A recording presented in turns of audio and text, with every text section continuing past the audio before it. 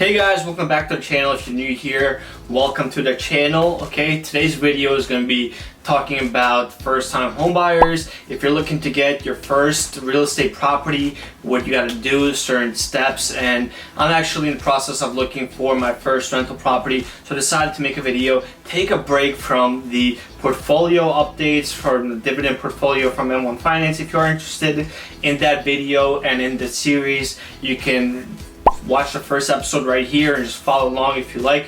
But in this episode, I'm going to cover exactly the steps that I am taking to get my first real estate property. Okay, I just want to document this whole journey, and if you guys are in the process yourself, this will save you time researching. And before I get into it, make sure you smash that like button, hit the subscribe notification bell. It will help my channel out, and I will continue making videos on a weekly basis to help you guys with different types of advices. I'm a certified public accountant, so I'm going to be sharing tips and advices on the personal finance, investing, real estate, all kinds of stuff. I'm looking at my first rental property, and I want to get a rental property that is 4 units. And the reason why I'm looking at 4 units or 1 to 4 units is because it'll fall into the guidelines of the FHA loan. If you guys don't know what FHA loan is, it is a loan that is insured by the Federal Housing Administration, and it allows you to pretty much put a down payment on a rental property as little as 3.5%. So that's my goal right here. I'm looking for properties that are going to be producing income for me that will allow me to pretty much do a house hacking, live for free, and have tenants pay for all this the expenses associated with the housing costs. So before I get into the steps and the requirements for the FHA loan, I want to just do a quick note about the difference between the FHA loan and a conventional loan. So FHA loan, you could put as little as 3.5% down, while a conventional loan is 20% down of the purchasing price.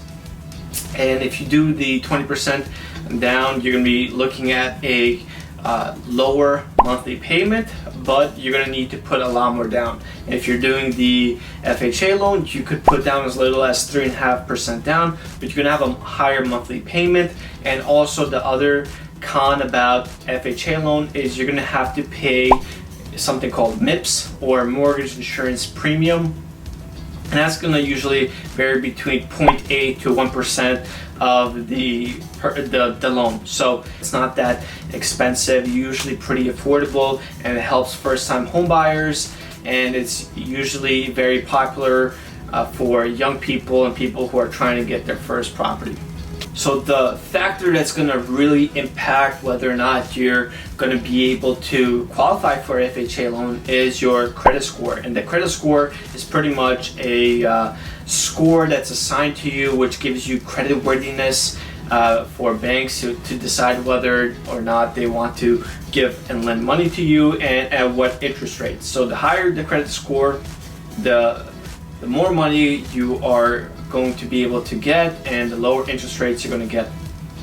So a good credit score, I think, in my personal opinion, is about 700, and a really good one or excellent one is 750 plus, and that's when you get really the best deals. So if you are looking for an FHA loan, which I am, and I already did the process to get pre-qualified and find out what I am able to afford. FHA loan requirement, you need at least a 580 credit score to be able to qualify for that 3.5% down. If you do have a little less of a credit score, I may recommend that you wait before getting an FHA loan. I would maybe recommend that you guys fix your credit score before getting the real estate property.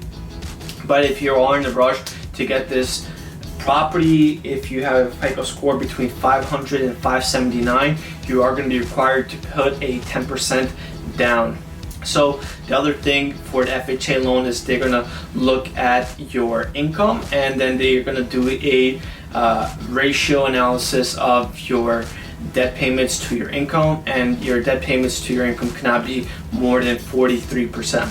And if you are taking an FHA loan and or a conventional loan, their lender is going to want to see that you have a steady source of income. So they're going to ask different types of verification for your income. They're going to ask for your tax returns, your pay stubs. Make sure you bring that when you are looking for the loan.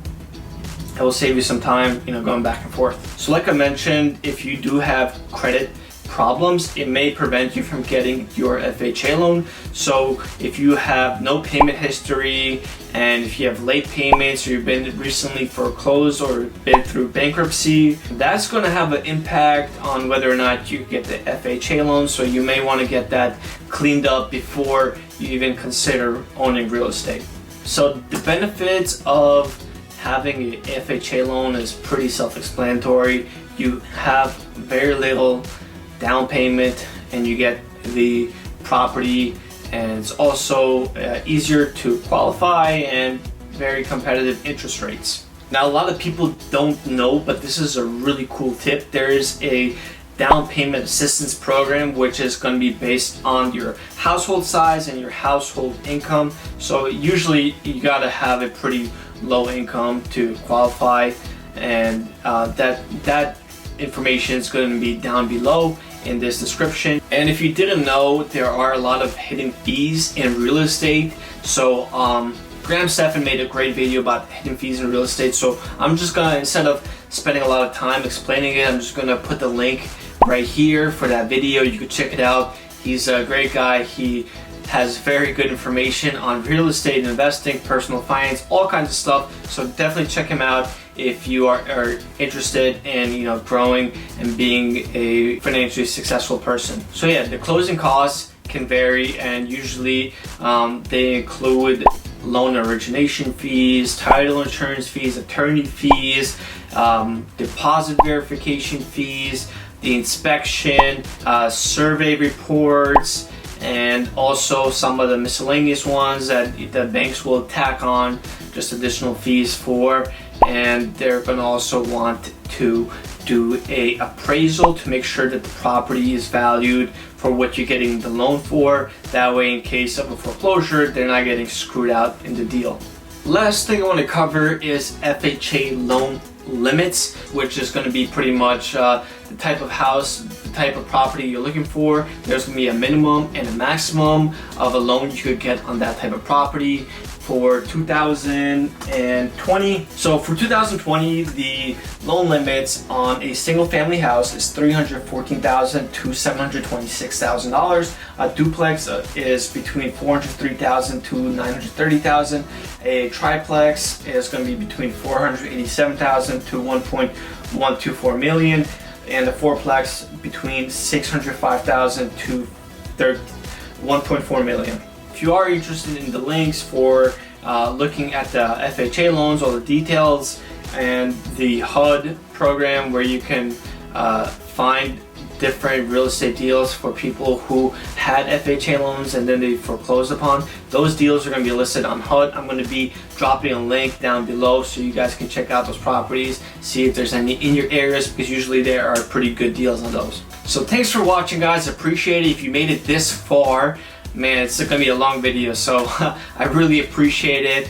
And make sure you guys have a great weekend, and I'll see you guys next week. I'm going to be doing a portfolio update on M1 Finance portfolio, which is covering the types of dividend stocks I own. I made some small changes, so make sure you stay tuned for next week.